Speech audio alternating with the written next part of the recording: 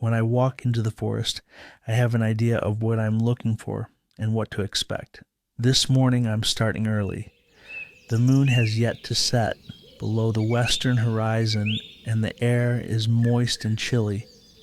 Forests are soft lights, stillness, and solitude, a place that slows me down and encourages deep breathing and reflection.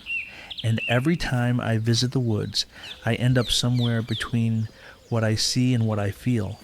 A quiet space where light and dark are part of the same repetitive cycle and timeless language. This is Into a Dark Wood, a video about my latest black and white photographic journey. Please join me. The air changes the deeper I walk into the forest. Pines rise so close together that light filters through in narrow seams. They were planted decades ago, a man-made forest meant to regreen the woods. Now the trees stand locked in quiet competition, each trunk pushing higher and higher in the struggle for sunlight and space. The result is both orderly and chaotic, texture upon texture, strength conveyed in form. My path begins near a large puddle with a single leaf, a fragment from a larger group once held high. Now it drifts alone, almost weightless, unhurried between reflection and depth. The forest closes around the puddle and its leaf, and me with it. The path brings me deeper. Every sound falls away except the wood's breath and my own. In the trees ahead, a deer watches me intently, not startled, just aware. In her stillness, I see the forest looking back at me. She doesn't move, but something in her gaze reminds me that I'm really the intruder here. In the forest, growth and decay share the same language as light and dark. A vine twists like memory around the body of a tree, not to harm it, but to hold on, the way we sometimes cling to what's most important. The reason many make photographs. The air smells of age and moisture, a reminder that nothing here truly disappears. Even fallen wood sets the stage for new life.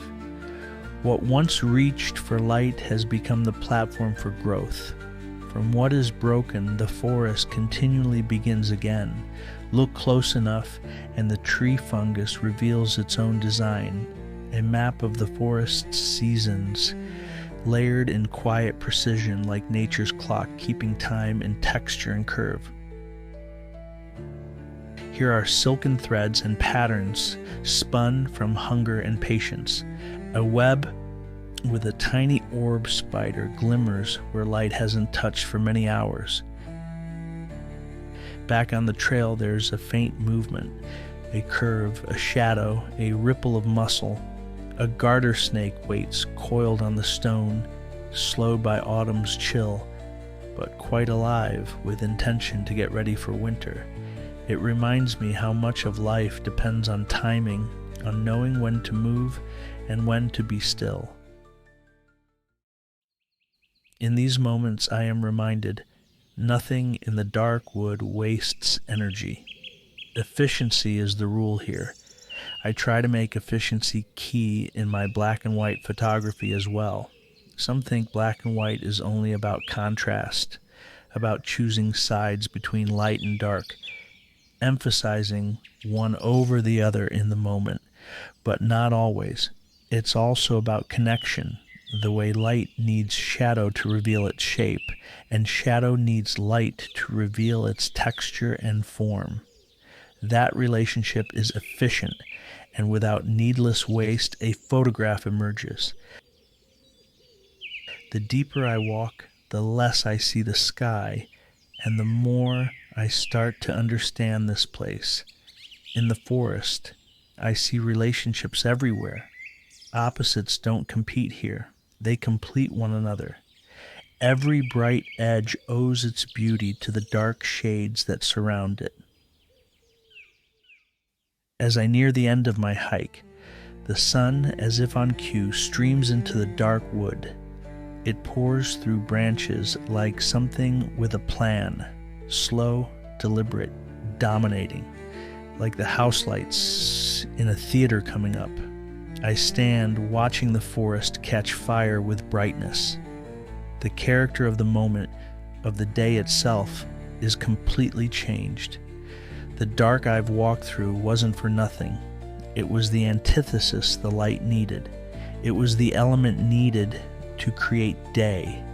Black and white photography isn't only about finding beauty, it's about recognizing that it was always there, waiting for us to slow down enough to see it, and, if all works well, to capture a bit of it in a compelling image. I'm Ken Evans, a photographer from the Mid-Atlantic. Thank you for coming with me and hearing my thoughts about creating Into a Dark Wood. Remember, black and white art is art for anywhere. See you next week.